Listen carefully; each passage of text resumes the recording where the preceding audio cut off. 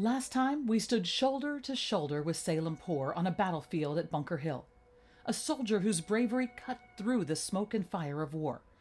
But not every patriot of the Revolution carried a musket alone. Some carried a pen, a pulpit, a powerful voice.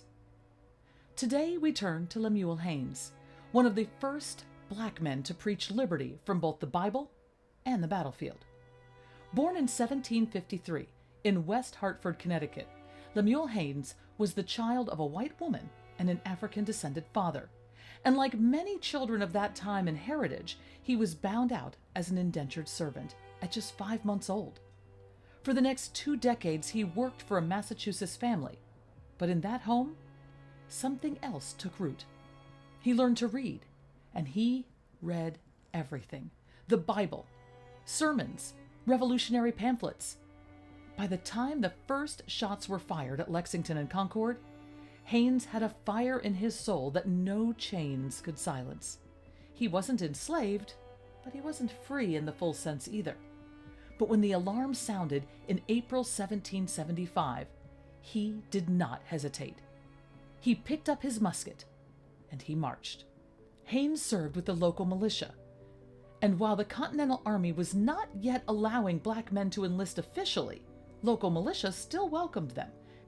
And Haynes joined the ranks of men defending their homes and demanding their rights. He wasn't just there for drill practice. Haynes is believed to have participated in the aftermath of the Battle of Lexington, ready to face the British should they advance further. He marched, patrolled, and stood in readiness with the rest of his regiment. But Haynes was doing something else too. Writing. That same year, he penned an extraordinary sermon titled Liberty Further Extended. It's one of the earliest anti-slavery essays written by a black American. In his own words, liberty is equally as precious to a black man as it is to a white one.